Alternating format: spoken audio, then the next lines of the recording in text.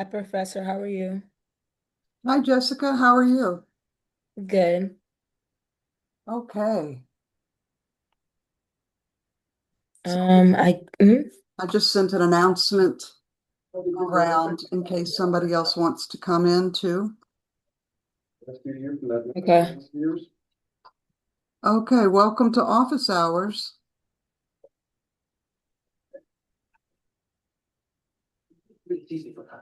Is that in focus? Say it again? Is Yep, it's this in, focused. is it in Yeah, it's in focus? focus. It's in focus. Okay. Did you have a chance to do the do later problems yet? I did not actually. I was Okay, gonna do that today. I'm going to pause this recording for a minute. Okay, you tell me what your question is. Okay. So we went over a problem in class. Let me go ahead and pull it up. Give me 1 second.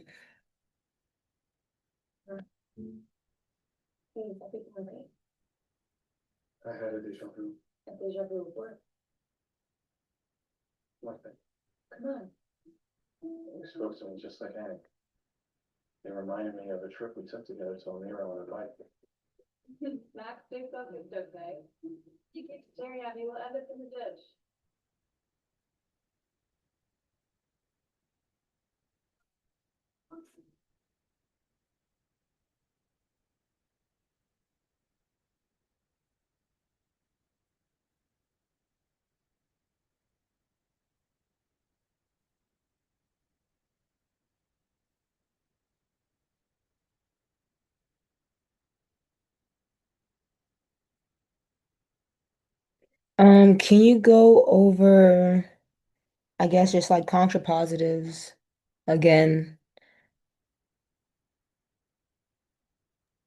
Sure. And we can look at some problems Yeah. that require contrapositive. So in particular, there was a problem on the test uh, that was contrapositive. Do you want me to look at that one with you? Yep. That one's fine. Okay, so for all x in the reals, if x squared is irrational, and we can look at a couple of other ones too, then x is irrational.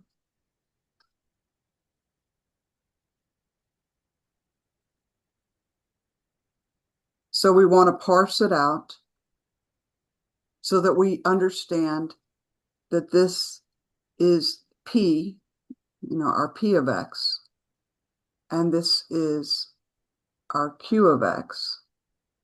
And it's a for all because every if then statement is a for all. Okay. So just recall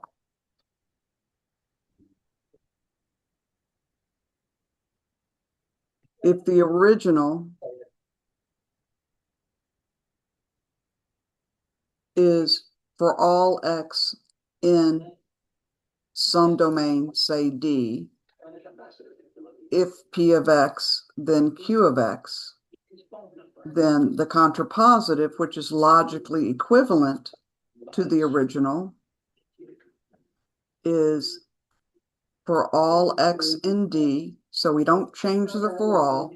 This is not the negation. It's the contrapositive. So it's going to be another if then. So it's a for all. If not Q of x, then not P of x. So we switch everything. We switch the Q and the P and we negate them both. Okay. Okay. So if the original is what I wrote here, then you help me write the contrapositive.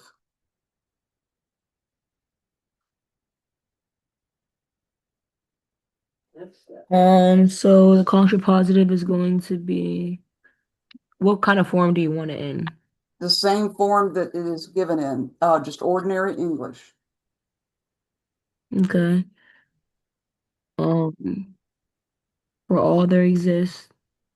No, for all x For all x that belongs to the domain. The reals, uh-huh. Gotcha. And Q so of now, x. so yeah, it's going to be not q of x. So here's q of x. Q of x is that x is irrational. What would the negation of that be? Of not Q of x. Mm-hmm. And so in ordinary words, what is the negation of x is irrational? Then x is rational. Mm-hmm. So if x is rational, then, and now we want not p of x. So we want to negate the p of x. So then x squared is rational. Exactly. And it's much easier to prove this statement using the contrapositive, because when we use the contrapositive, we're going to get a really nice equation because x is rational, and we'll be able to easily show x squared is rational by showing that it satisfies the definition of rational. X squared will easily satisfy the definition. So proof by contrapositive, okay? So we just start by assuming the not Q, which is assume X is rational. It's a direct proof of the contraposition. So proof by contrapositive is just a regular direct proof of the contraposition, the contrapositive. Mm-hmm. What do we wish? You wish to show that x squared is rational. Uh-huh. So we're going to look at our hypothesis. We know that excuse me, is rational. So we get an equation from that. By the definition of rational, what do we know? Um, we know that x is rational. Uh-huh. So what does X look like by the definition of rational? So let me help you. You'll remember this as soon as I write it. X is equal to A over B, where A and B are in Z. They're integers. And what's the third part? Oh, b cannot equal 0. Perfect. So that's what we have in our hand. Mm-hmm. We have this information, we have this information, and we have this information. Now let's take a closer look at our wish. We wish to show that x squared satisfies this definition of rational, so we can write it using different letters. We wish to show x squared is equal to, say, m over n, where m and n are integers. And n cannot equal 0. Exactly. That's our wish. Okay? Mm-hmm. All right, so when we look at our wish and we've looked at it real closely, we can see we want to say something smart about x squared. Okay, we're going to try to get x squared to look like an integer over an integer, and we'll have to argue that those expressions are integers, and we'll argue why the denominator integer is not 0. Okay, Mm-hmm. so here we go. We're going to look at x squared. X squared is equal to a over b quantity squared, right? Because x is a over b, so we just square that. But what is that really? That's a squared over b squared. This is part one of the definition of rational.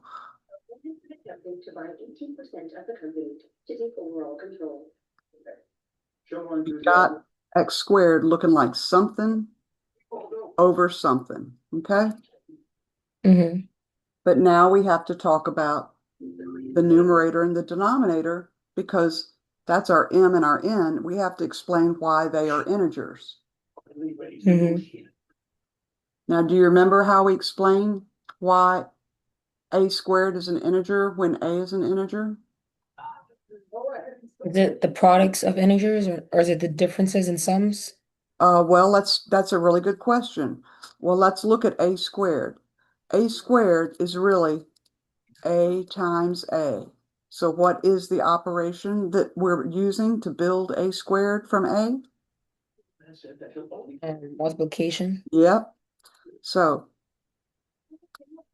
since a is in z and b is in z, we can kill them both at the same time. We can kill both a squared and b squared.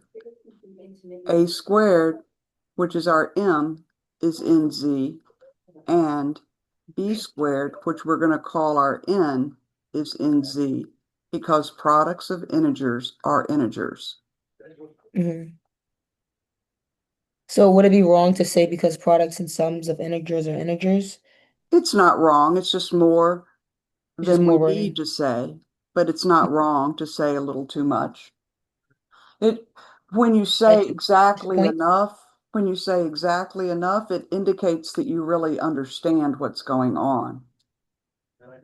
Now, if there had been a squared plus something up here, then we would need products and sums. See what I mean? But we Hmm. didn't use a plus sign to build this numerator. See what I mean? We only Hmm. used a times.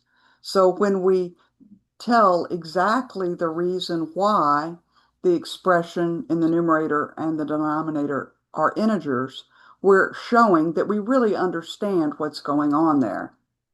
So this is part two of the definition of rational. Okay. Hmm. Now, what's the last thing we have to do to really show that x squared is rational? Um, We did part one, we got x squared looking like something over something. We did part two, where m and n are integers. So what's the last thing we have to do? we have to say since I think it's like since n does not equal 0. Well, before we can say n is not equal to 0, let's look at what is used to build n. N X is squared. b squared. Uh-huh. So we're really going to see what we really use is what's here in our proof money to get our wish. So we're going to say, hey, since b is not equal to 0, remember, we used the part 1 to get the part 1. See, we used part 1 here. X is a over b, and we got x squared looking like something over something. So we used the part 1 to get the part 1. We used the part 2 that a was an integer and b was an integer to get the part 2 that a squared is an integer and b squared is an integer. And now to get the part 3, we use the part 3. Since b is not equal to 0, b squared is not equal to 0 by the ZPP, the zero product property. See what I mean? We use part 1 to get part 1. We use part 2 to get part 2. And we use part 3 to get part 3. So now we have all three parts of the definition of rational, and we can say, therefore, what were we trying to prove is rational?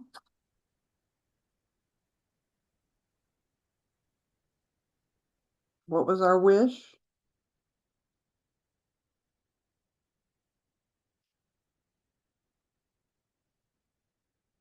That's why we write our wish, so we know what we're trying to do. We wished to show x squared is rational. Well, we got it. We got it looking like something over something, where that numerator and denominator were integers and the denominator was not 0. So we can say, therefore, x squared is rational by the definition of rational. Hmm. And that's it, because that was our wish. Our wish was to show x squared is rational.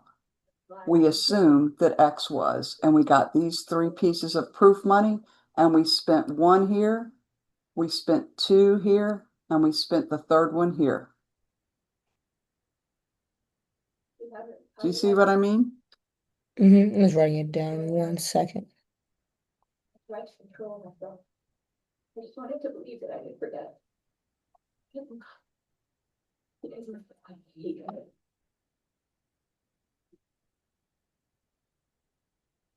So, let's see.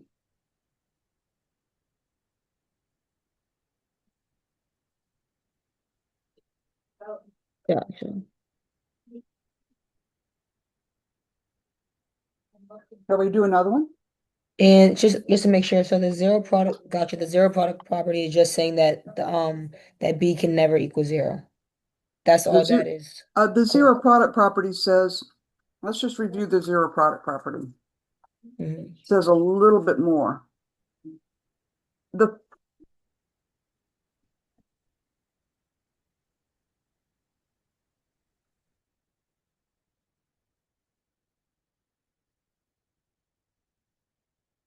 The fact that B is not equal to zero did not come from the zero product property. It came from our hypothesis that x squared, that x is rational. Okay, so the B not being zero, we had from here. See, this was proof money right there. Just like the A being an integer and the B being an integer, we got from our hypothesis money. And the fact that X is A over B, we got that from our proof money, okay, our hypothesis money, okay? Now, what does the ZPP say? It says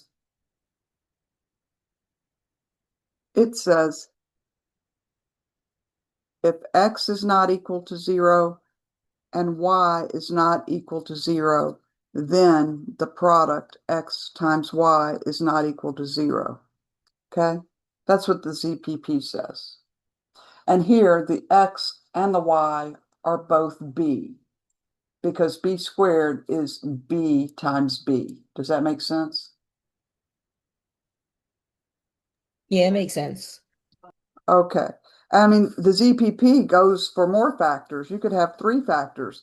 If X is not equal to zero, and Y is not equal to zero, and Z is not equal to zero, then the product X times Y times Z is not equal to zero. It's not just restricted to two factors. It can be three factors, an X and a Y and a Z. But if none of them are zero, then the product X, Y, Z can't be zero. See what I mean? So that's the ZPP. So what the ZPP is saying is, since we know B is not zero, B squared cannot equal zero because it is the product of B times B. That's what the ZPP is really telling us. B squared is not zero because the factor B, it's the only factor, it just appears twice, is not a zero factor. Let's try another one. Let's do one with evens and odds.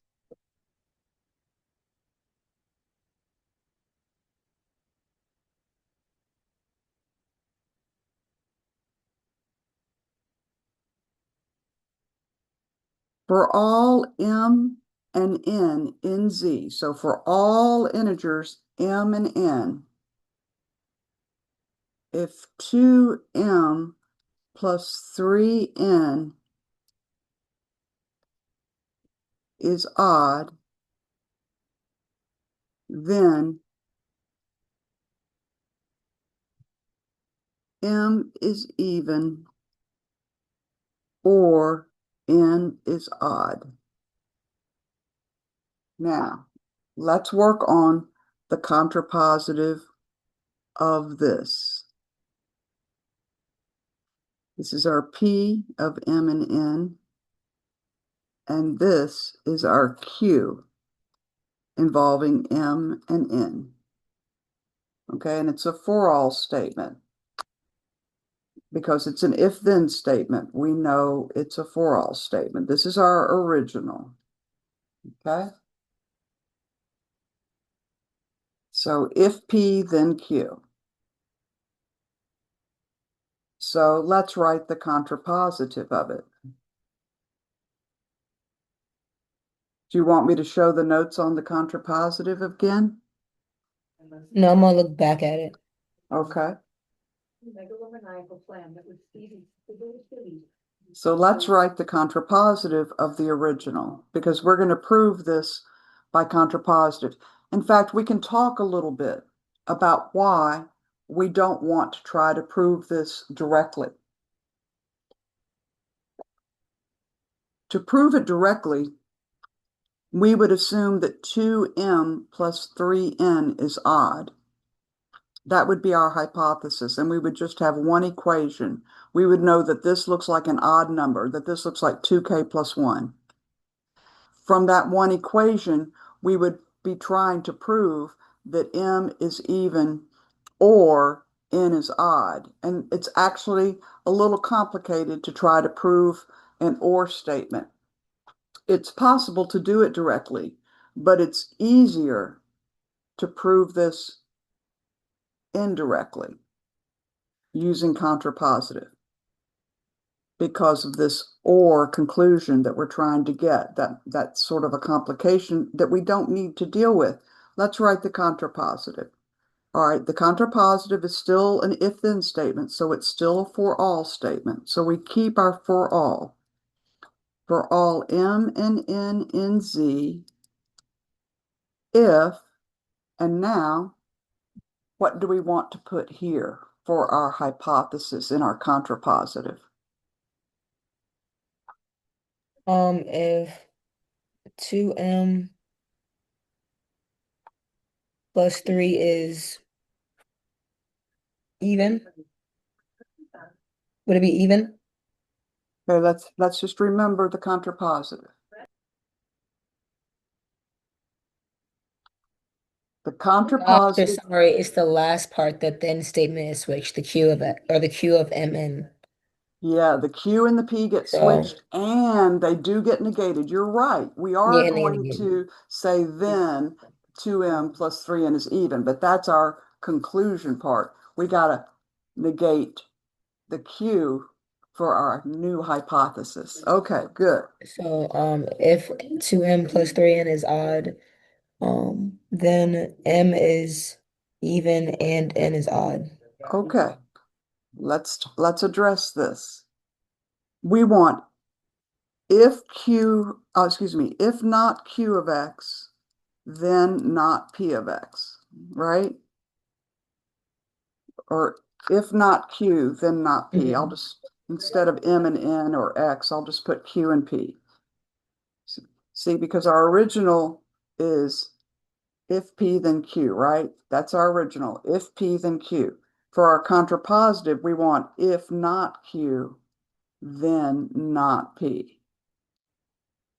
So our if part is going to be not Q. So we start with not Q. This won't come till later. Our not P comes at the end.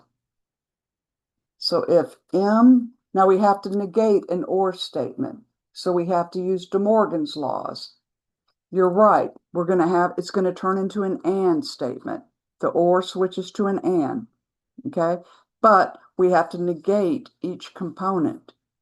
So if M is not even, then that makes M odd. So if M is odd, and now help me negate this to get the other component.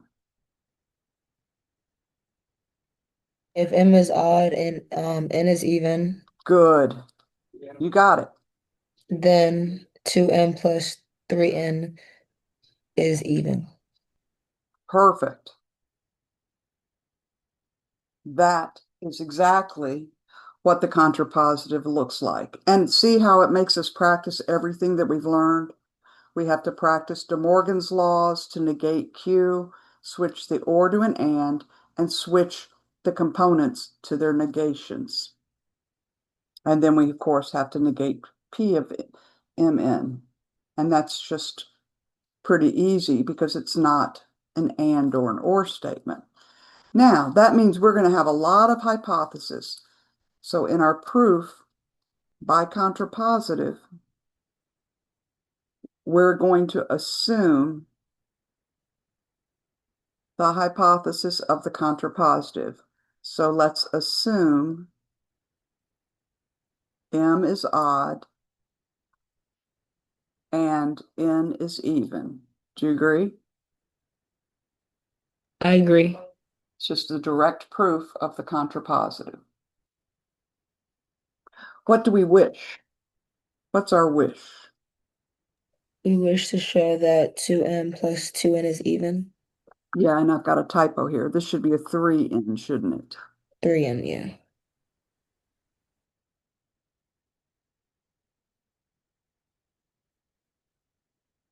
Okay.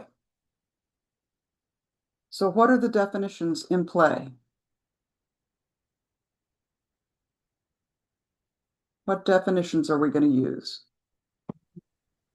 I'm gonna use that 2m or m is odd Yep. by definition of odd, which is 2k plus 1. Okay, good. Let's write that down. By definition of odd, M equals 2k plus 1, where k is an integer. Let's not forget part 2 of the definition of odd. Good. Now what definition are we going to use? Because we're going to use the entire hypothesis. Then we're gonna say by definition of even, Mm-hmm.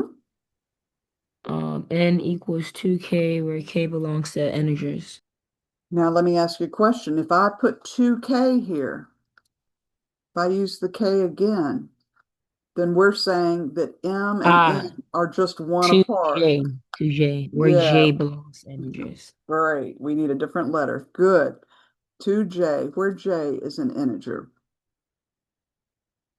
Fantastic. We've got lots of great proof money.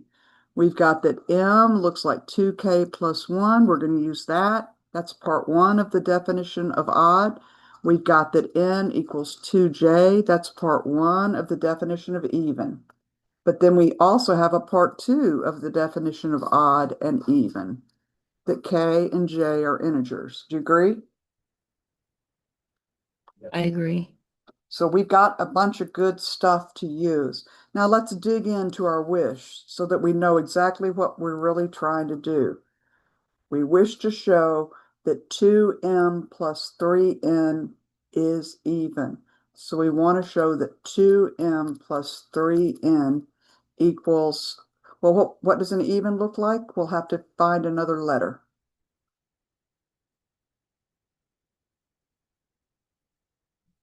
It's got to Um, be even. h Good. 2h, where h, don't forget your part 2. What else do we have to say? where h belongs to integers. That's exactly right. So we have 2 things we have to verify to get part 1 of the definition of even. We're going to use the part 1s. To get the part 2 of the definition of even, we're going to use the part 2s. Okay? And this wish tells us, oh, we got to look at 2m plus 3n. We want to say something smart about it. We want to get it looking like 2 times h. Here we go. So let's look at 2m plus 3n. Now what do we do? We're working on part 1 of the definition of even. So We use our part 1s. 2k plus 1, 2 times, because it's 2 times m. 2 times 2k plus 1, good. 2k plus 1. Plus 3 times or 3 times 2j. Great. And now let's go ahead and distribute this 2, and let's multiply this out, and let's see what we've got. What's 2 times 2k? 4k plus 2 plus 6j. Nice. And now Since we know what we want to do, we want to get this to look like 2 times So something we factor 2 out of everything. good. When we factor a 2 out, what's left?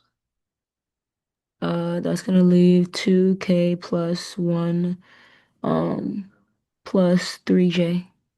Fantastic. That's part one of the definition of even done.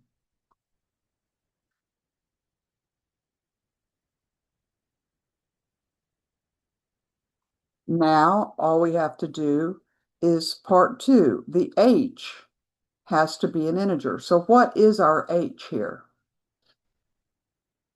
What's the h? Our h is 2k plus 1 plus 3j. Exactly. So this So is where this is what k mhm. or no, we say let h equal 2k plus 1 plus 3j, All right.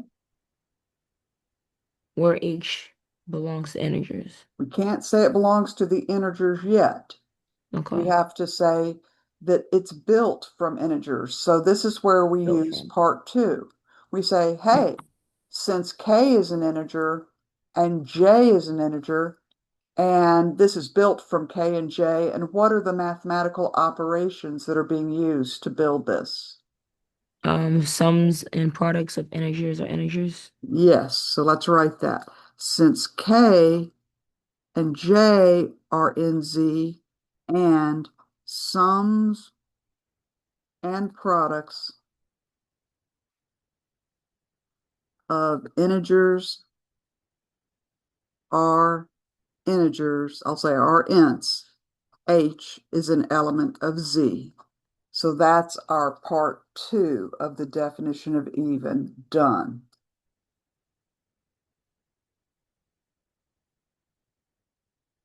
So 2m plus 3n is even by definition of even.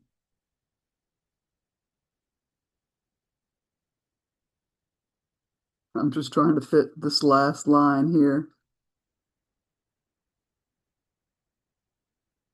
Okay, we did it. Shall we do one more? Yep, give me 1 second. I'm just writing it down. Okay.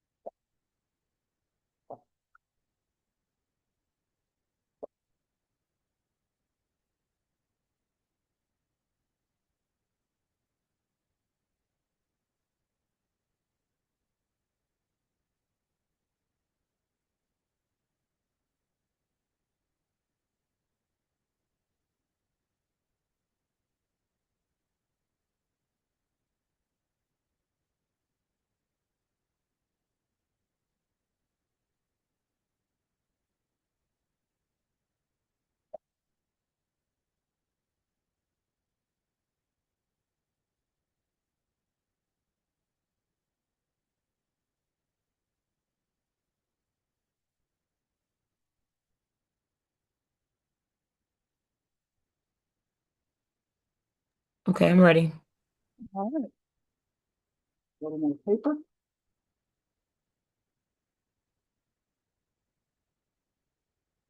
The next one that we're going to do is going to help us practice the definition of divides.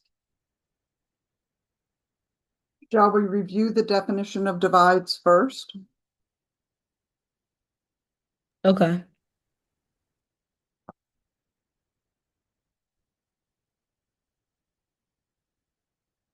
Hey, Karen, we're working on proof by contrapositive. All right. Good to see you. You too. All right, so let's recall the definition of divides.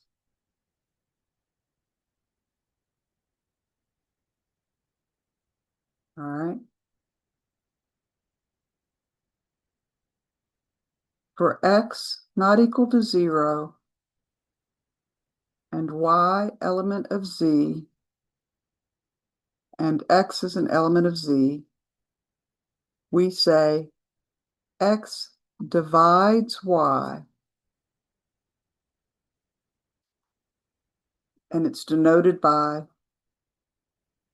our notation X with a perfectly vertical line Y, and we read that X divides Y if Y is equal to a multiple of X. So Y is equal to X times K for some integer K. And it's a two-part definition. X divides Y means X, in some sense, fits into Y a whole number of times, K times.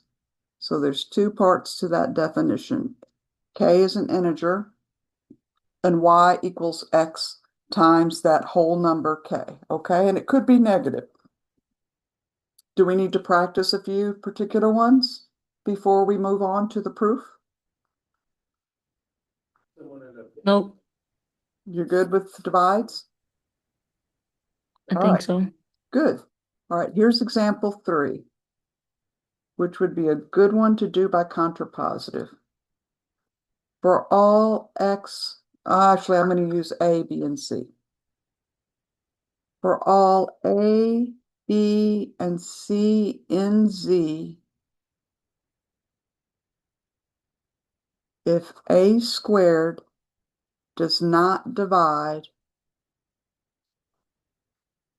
B squared C plus C squared, then A does not divide B or B does not divide C. Now, if we tried to prove this directly from this original if-then statement, this original conditional, our hypothesis would be that A squared does not divide B squared C plus C squared. And that doesn't give us anything to work with.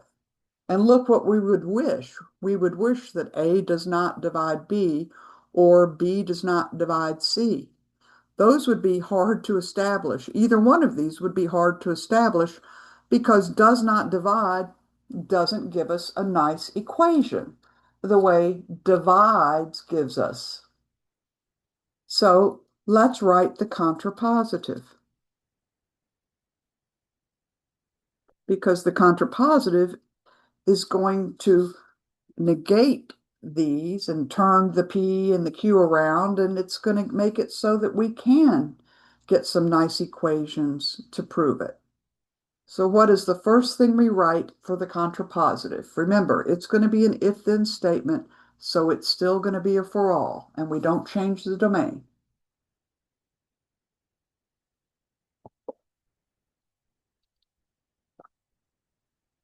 So what I'm saying is the quantification part of the statement doesn't change at all in the contrapositive.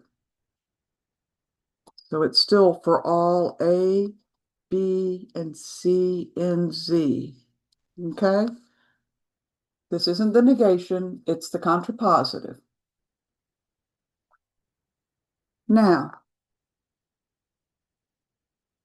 the P part is that A squared does not divide B squared C plus C squared. And the Q part is that A does not divide B or B does not divide C. So we're starting with if P, then Q. But we want to write the contrapositive, which is going to be if not Q, then not P, right? So what shall we write now?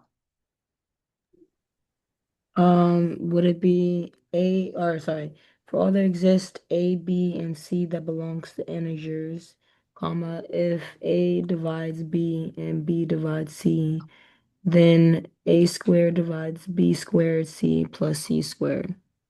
Yep, then a squared divides b squared c plus c squared. Good. That's exactly right. That is our contrapositive. And now we can see, great, we'll be assuming the hypothesis and we'll have that A divides B and B divides C. And these are going to give us equations, right? Because of the definition of divides. And our wish is also something we can prove because if we can prove that B squared C plus C squared looks like A squared times an integer, then we will have proven what we wish. So it's altogether easier to prove this by contrapositive. So our proof by contrapositive. What shall we assume?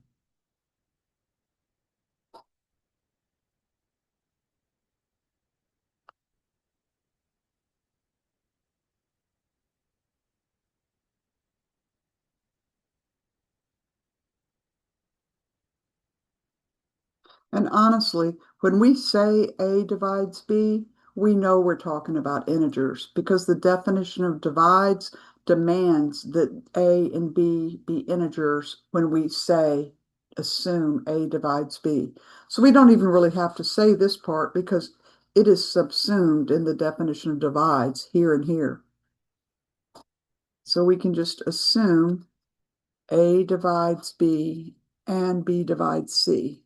When we assume that, we assume it's true, and for it to be true, A, B, and C have to be integers, and A and B can't be zero. So we don't even have to write all that. We can just say that by saying assume A divides B and B divides C.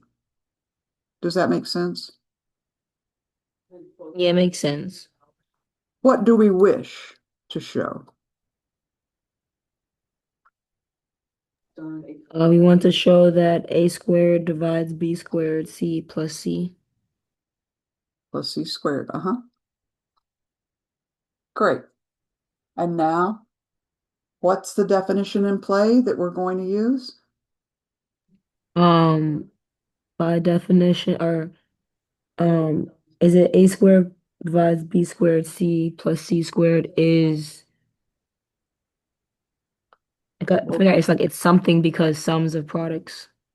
we're not there yet. Okay. No. We're not quite there yet. First, we need to look at what we have assumed. We're working toward our wish, okay? But first, let's just write down the definition By that's, definition of. yeah, and what is the definition that's in play here?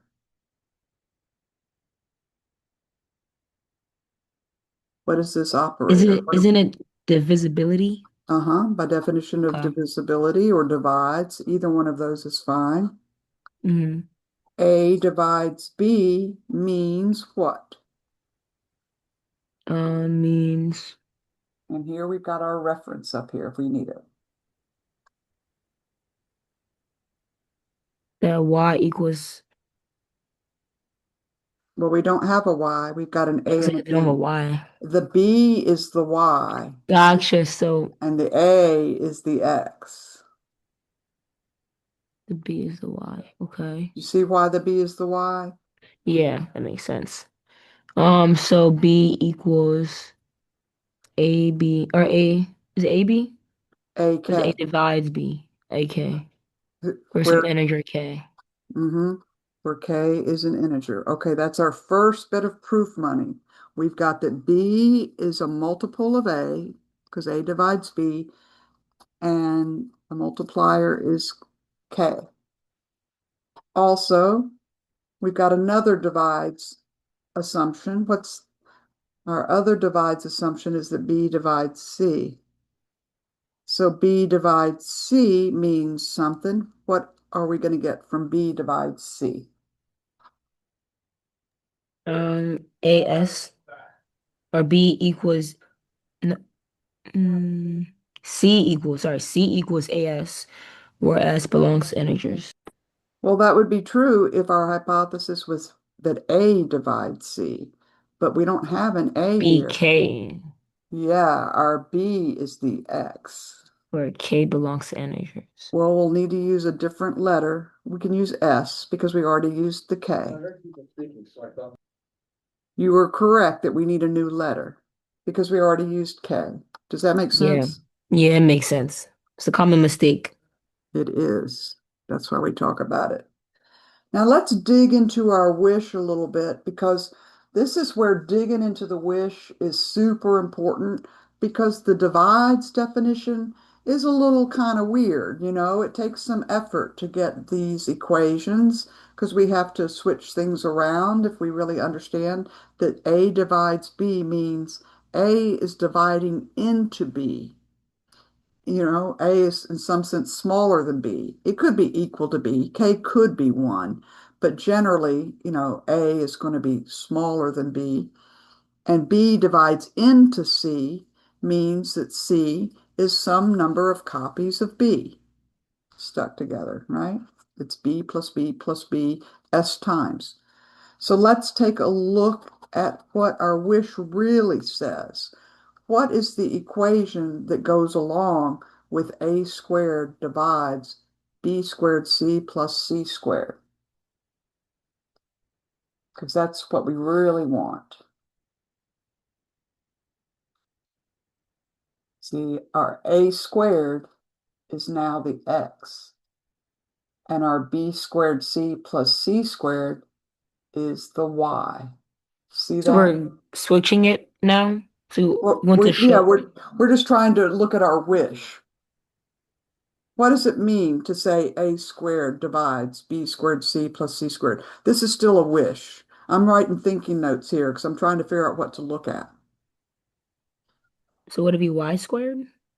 We don't have a You're y saying? in this Let's say because there's no expression. y. The y is B squared C plus C squared. The x is the A squared. See, the y is the long B squared C plus C squared. The x is the A squared.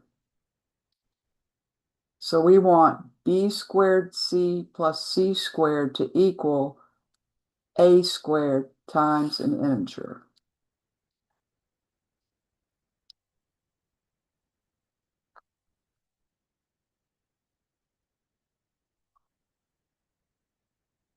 When you look at that, does that make sense? That this is what it means to say A squared divides into B squared C plus C squared? Yeah, I get the first part, but where are you getting a squared m? Because we want A squared to divide into B squared C plus C squared, not just A, but A squared. So And it's where does the the m come? We're that's just picking any just that's our K or our X. gotcha. That see what I mean? So Gotcha. when we write B squared C plus C squared equals A squared times an integer, we're saying A squared fits into B squared C plus C squared a total of M times. Does that make sense? Yeah, it makes sense. And that's why we have to practice these. All right. So the reason that it's so important to expound on our original wish is that changing our wish from just, hey, we wish to show A squared divides B squared C plus C squared, changing it from that to this really shows us, oh, we've got to look at B squared C plus C squared, and we've got to factor an A squared out of it somehow. And the leftover factor is going to have to be an integer because sums and products of integers are integers. See what I mean?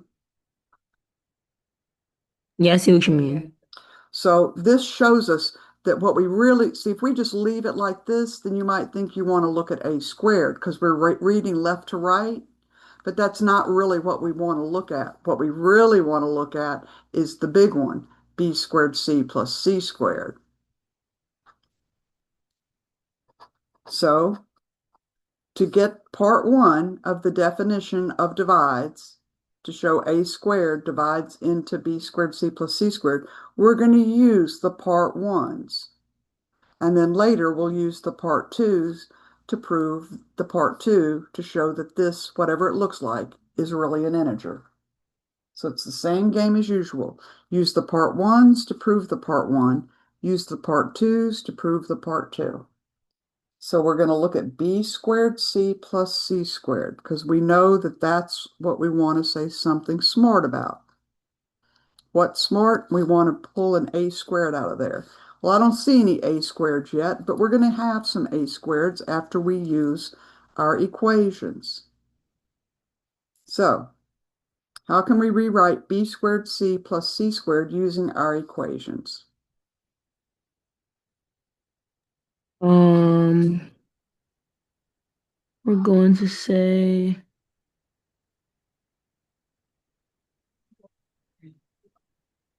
Let's start with the b squared. What is b? oh, AK squared, AK, plus, we got to be careful. It's that whole quantity squared, okay? yeah, yeah, no, no, for sure. It's the whole quantity squared because we're plugging it in. Mm-hmm. So it's And, parentheses. uh-huh. And then And then times, another parentheses, so times BS, good, plus parentheses BS squared. nice. Now let's take a look and see what we've got here. AK squared is a squared, k squared. And then it's still times the b times the s. Do you agree? Yeah, I agree. And bs quantity squared is really b squared s squared. Do you agree? I agree. However, look what we're trying to do. We're trying to factor an a squared out of both of these. Well, we have an a squared to factor out of this first term, but do you see an a squared here yet? No, not yet. Or Not no, I yet. mean I see it not on that side, no. No, but so to factor a squared out of this whole expression, b squared c plus c squared, we're We going to need on have both to be able to sides. factor an a squared out of both terms on this side. But we can make another substitution. The beauty about proof money is you can spend it over and over again. So we have an a squared in the first term. There it sits. We'll just leave that because it looks good. There's a squared. How do we get some a's into b squared s squared? We can use we can spend the money up there so we can use AK. Yeah, b squared again is ak squared times the s squared. Well, now look at that. We've got a squared times k squared bs plus a squared times k squared s squared. Do you see it?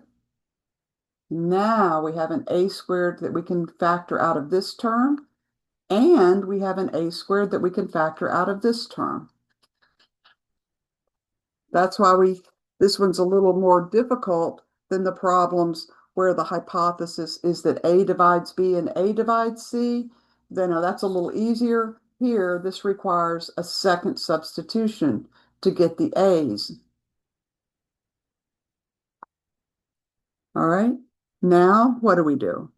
Well, look at our wish. Look what we're shooting for. We're trying to get B squared C plus C squared, which is what we started with, to look like A squared times something, call it big M, where we're going to be able to argue that big M is an integer. So can you show me the next algebra step? So I want to say it's gonna be, so we're gonna factor out the A squared, That's exactly right. and then we're gonna factor out the K squared. Well, we don't need to because we No, only okay, need to show that A squared gotcha. is a It's just that factor. by itself. Okay, So what's left when we factor A squared out of this first term? What's left? leaves us with K squared, times BS, Good. plus K squared plus S squared. There's no, this is a times. These are all times, okay? Times S squared. Great. That's part one of our definition of divides. We've got the A squared pulled out.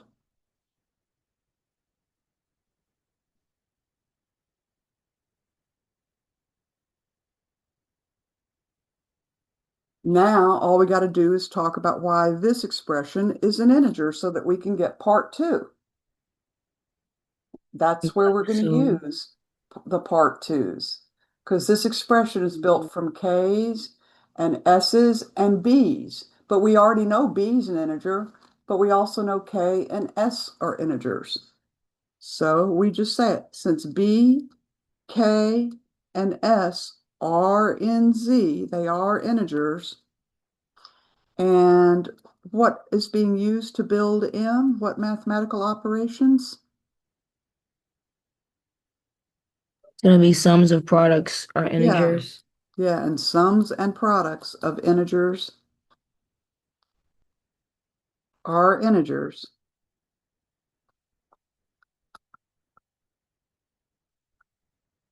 We see that M, which is this whole thing, it's K squared BS plus K squared S squared is an integer. And now we've got part two of the definition of divides done. So we can wrap it up. We've gotten our wish. Our wish was to show a squared divides b squared c plus c squared. Well, we've got it. So a squared divides b squared c plus c squared by the definition of what? Divisibility. You can say divisibility or divides, either one. And that's it. So we've seen three proofs by contraposition. Let's just go back and look and review what we've done.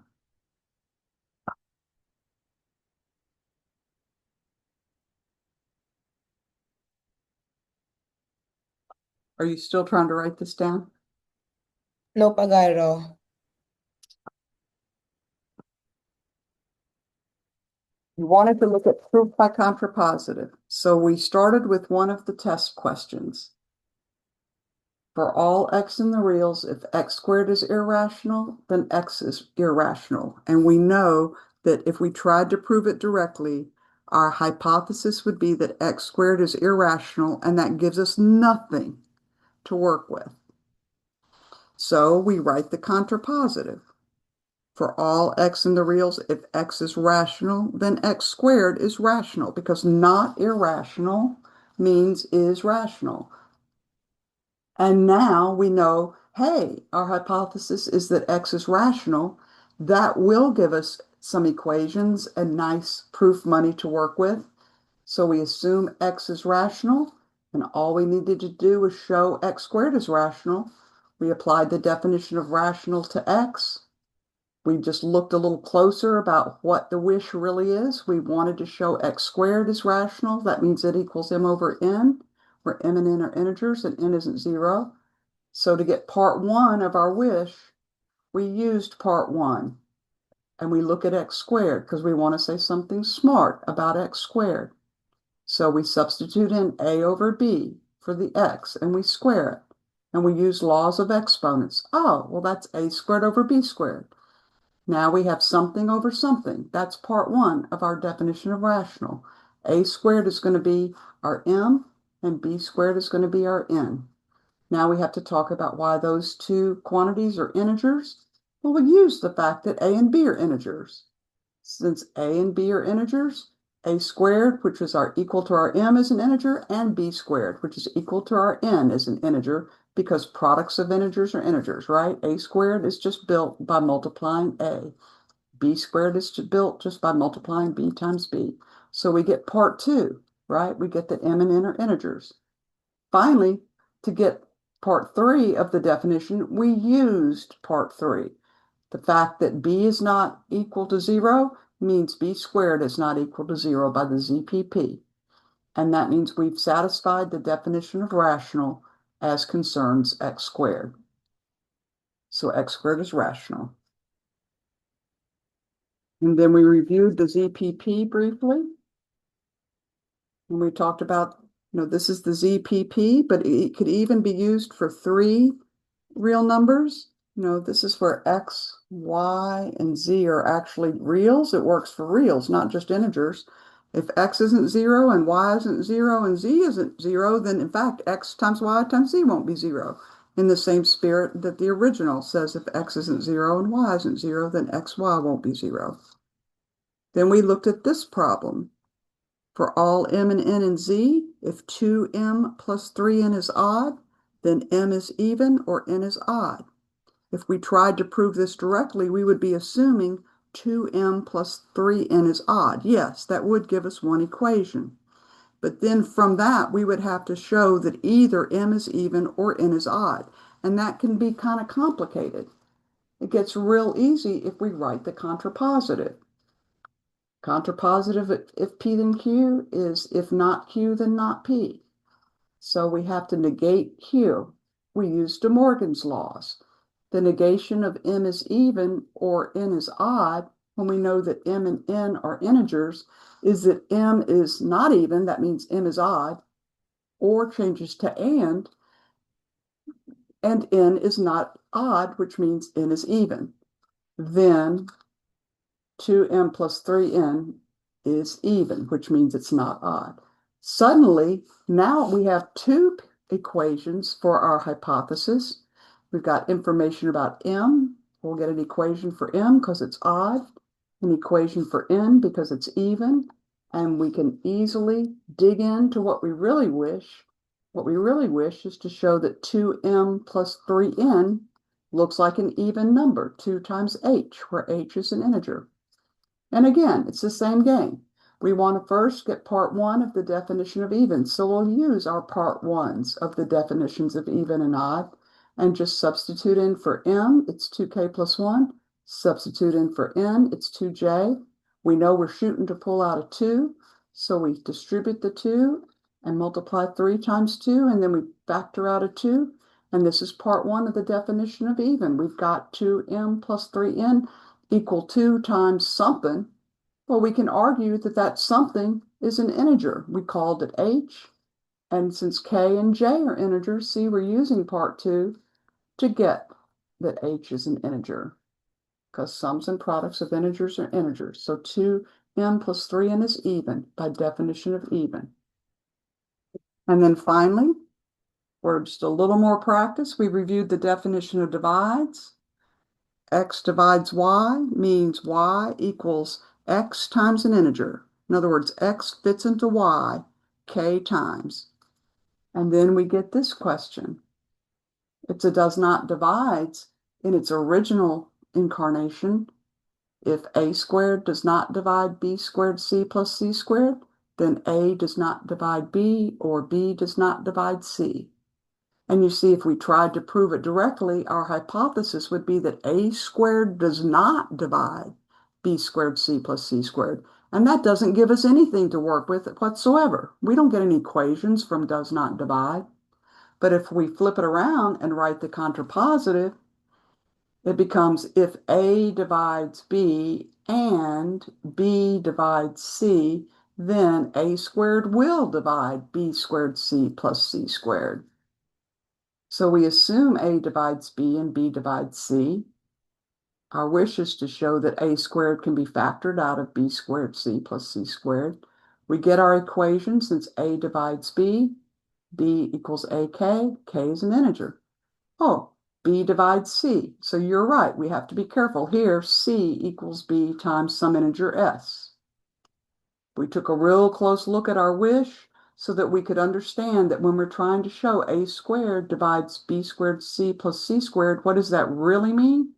It really means we need to write b squared c plus c squared equal to a squared times some integer m. In other words, b squared c plus c squared is a multiple of a squared. So we're shooting to factor out an a squared. We use substitution. B was AK. We put that in there and squared it. C is BS. We put that in there. Plus C squared. So BS gets squared.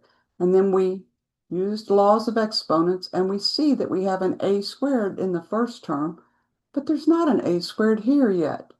But we can fix it because we know B is A times K. So b squared is ak quantity squared. So we do get an a squared now in both terms. And we were able to factor the a squared out.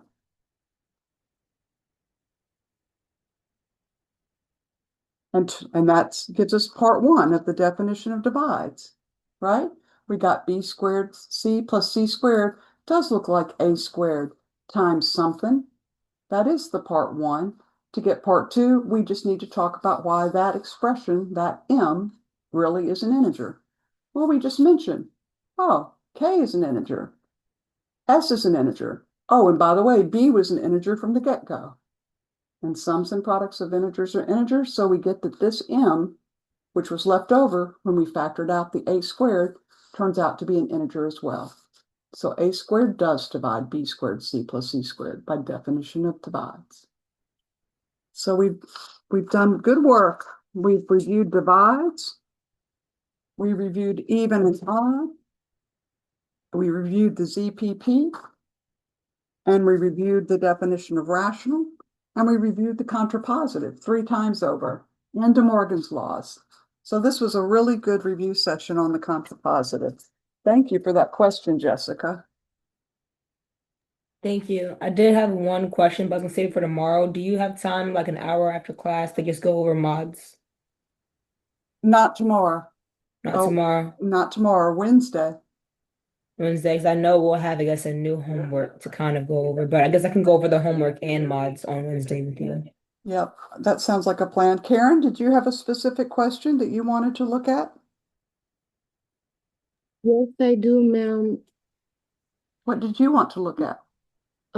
It's all about the homework. The special homework? Um, it's a lot of questions, but we can go with the special homework because it's the same. Oh, was it WebAssign that you wanted to look at? Yeah, like Okay, part two. yes. All right, hang on, we can look at that. I'm gonna share my screen. And I haven't posted the video from, when was our last session, Jessica? Was it yesterday? Yep, yesterday. I haven't posted that video yet, Karen, but Mm-hmm. but there's a lot about special homework 8 on the video from yesterday. I will post that right as soon as we're done here today. Okay. And then this video, it's going to take it until probably the morning because All it right. takes it overnight. All right. If the post you're gonna post it right after now, Yeah, we can I'll just post go the over video that. right after now. Okay. And you'll be able to watch it. Okay, let me And then get I'm gonna this. go ahead and go, Professor. Thank you again. You're welcome. Thanks for playing. Okay, so what did you want to look at in section 5.1, part 2? So there's a lot of them, but we can start with the first one, I guess, just to start like warming up. Okay, Because so I was reading the class notes and I couldn't figure out still not how to do it. Like I still couldn't figure it out. okay. So what does yours say? Can you read, does yours say the same thing as mine, or is yours a little different? What did you say, ma'am? Does your number one look like the number one that I'm showing Yeah, you? it's similar. Yeah.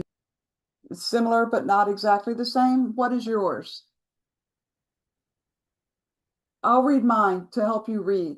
Mine says the sum from k equals 1 to 6 of k plus 2. Mine is 4.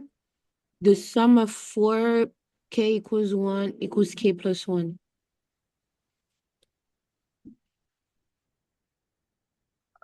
What's the lower limit of your sum? Where does k start at the bottom? K equals 1, And then the upper limit of your sum? 4. And then the term expression is k plus 1? Yes. All right, so the way you would read that is like this. The sum from k equals 1 to 4 of k plus 1. Okay? So we can do a similar one. Okay.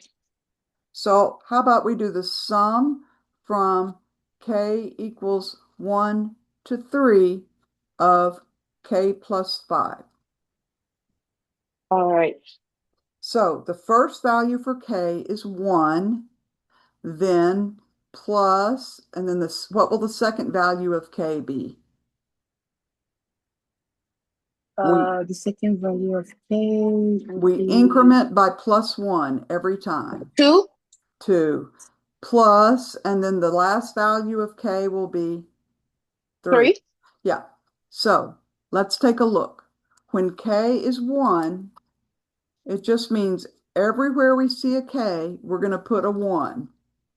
So the Mm-hmm. first term is 1 plus 5, okay? Mm-hmm. Plus, and now k goes up by 1. The second term will be 2, because k is now 2, plus 5. Mm-hmm. Plus, what's the next term going to be? K goes up by 1. 3 plus 5. And that's where it ends because the upper limit was 3. But if your upper limit is 4, you would have another term, right? Mm-hmm. And So we'll now, just write this into WebAssign? well, I think they want you to evaluate it. Let me take a look again and see what it wants us to do. All Yeah, right. it just says compute the summation. So we're just going to find the final answer. So now we're going to Oh. add it, right? We've got 6 plus 7 plus 8, and that's going to be 21 is this one. But yours will be, Oh. it's that easy. Okay. I'm sorry. I was so confused. I thought it was more difficult than that.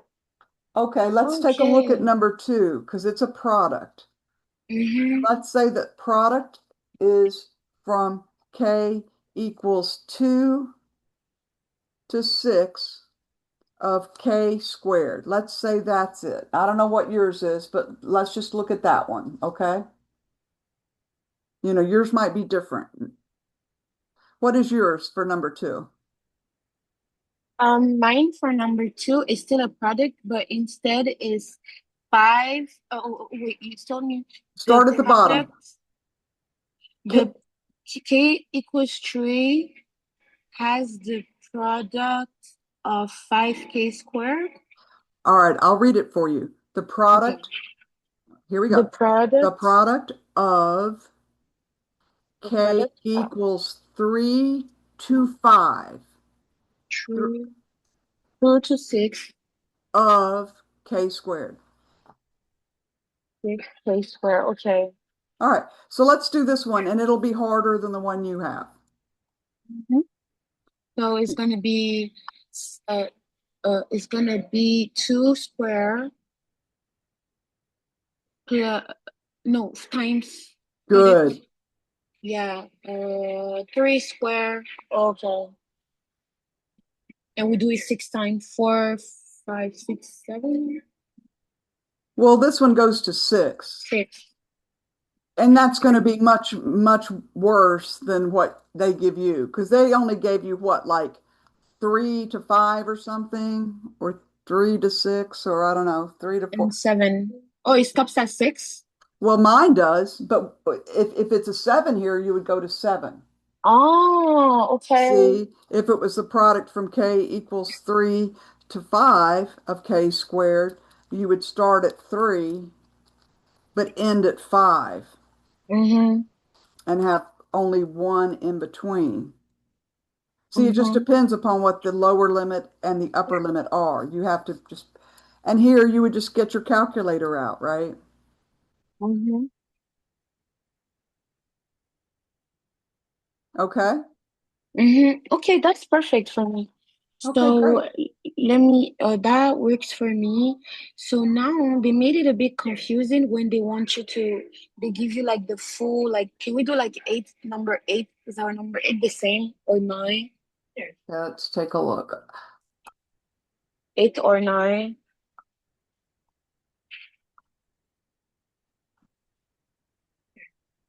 Yes, 8, yes, yes. And let me see, can I see your 9? C for yes, yes. Mm-hmm. Okay, now 8, they tell you that M is 1. So I just plug it in, and do the algebra part. Well, let's see what the term is when M is 1. Hang on. Okay. We're going to look at it. All right. You can mute your computer Oh, sorry. because of the TV. All right. So it says the first term is 1 times 4 over 3 times 6 times the second term is 2 times 5 over 4 times 7. And you just keep on going. And then the last term is M times M plus 3 over M plus 2 times M plus 5. So the point here is we want to figure out how far out this goes when M is 1. So let's figure out what this term is to figure out how many terms we have. We know it starts like this, and the next factor is this, and the next factor is 3 times 6 over 5 times 8, blah, blah, blah. But this is the last one. So let's figure out what the last term actually is when M is 1, okay?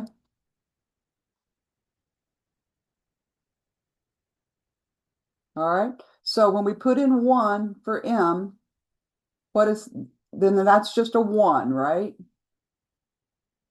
And what's M plus 3 when M is 1? Sorry, I didn't know I was muted. 4. Good. And then what's M plus 2? 3. And then what's M plus 5? 6. So when M is 1, it's really 1 times 4 on top and 3 times 6 on the bottom. And look at that. It's just this first term. It didn't go anywhere Oh, past the first term. So this is it. So it's okay. 4 over what? 18? So it's Mm-hmm. 2/9. Okay, that makes sense. Good. Now the next problem we practiced a little bit. I gave you the theory behind number 9. Okay. The theory behind number 9 is um,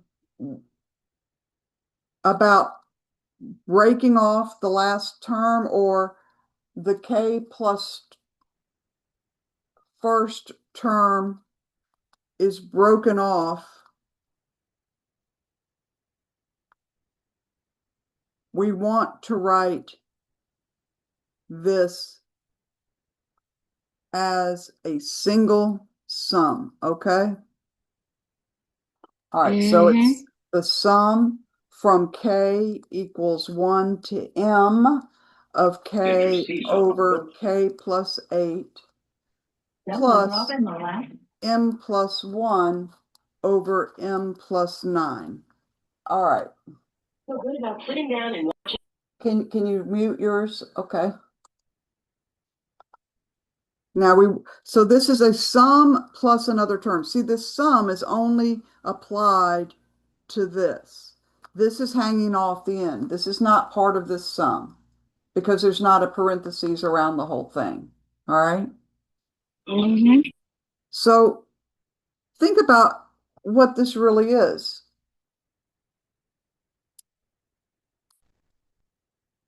What happens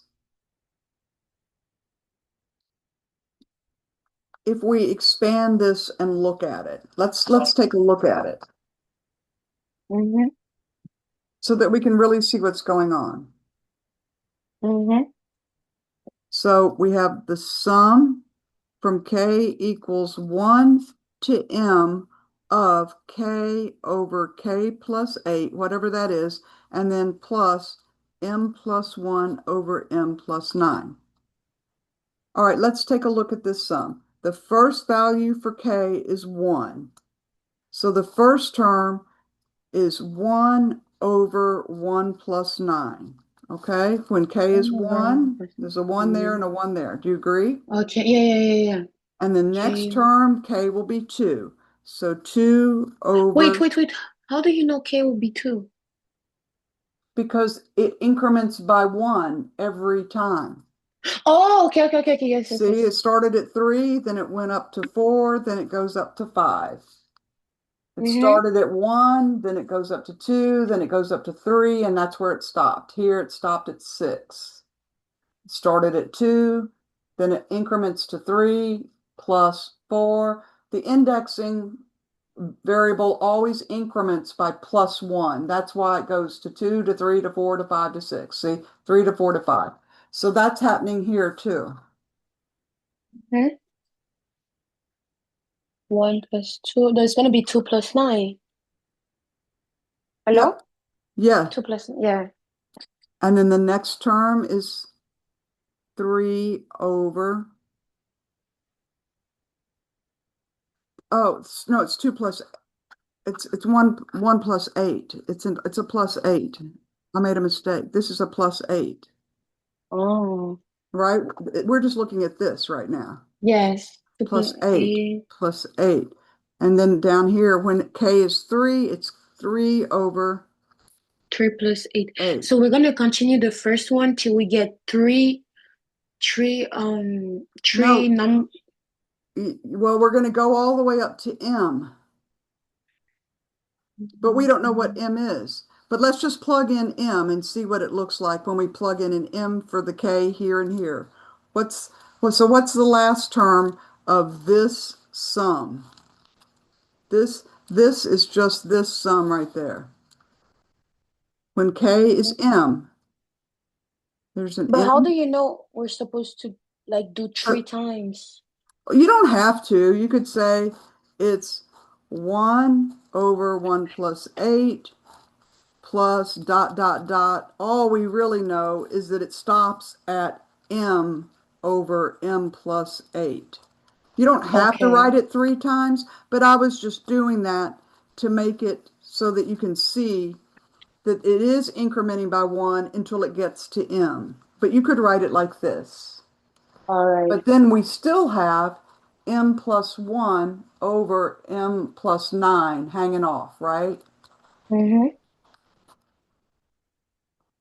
But look, there's a pattern here. It was 1 and 1, then 2 and 2, 3 and 3, m and m. Ooh, isn't this m plus 1 over m plus 1 plus 8? Isn't this really 1 over 1 plus 8 plus 2 over 2 plus 8? I'll just write 2 of them. Plus, keep going, plus m over m plus 8 plus m plus 1 over m plus 1 plus 8. Isn't m plus 9 really m plus 1 plus 8? Yeah, it's the same thing. Right. It's in the pattern that we had before, but it's just the next integer after m. So this is really the sum from k equals 1 to m plus 1 of k over k plus 8. You see, because this went all the way up to m plus 1, and this is the single summation that they wanted you to write. Right. Oh, okay. But m plus 1 plus 9 is matching back to what what we had earlier. Yeah. Okay. I have That's an all. That's what they're idea. trying to show you. They're just trying to get you to think backwards and forwards at the same time. Okay, I've got to go to my dog's vet and pick up some medicine for him before they close. And I've been working in office hours since 4. So Yeah, it's okay. It's I've got to okay. stop. Yeah. All Yeah, right. no So, problem. all right. But I will post the video The from video tonight. yesterday. I'll post that right now before I leave the house. All right. Thank you so much, ma'am. You're welcome. Thanks for coming. Thanks for playing.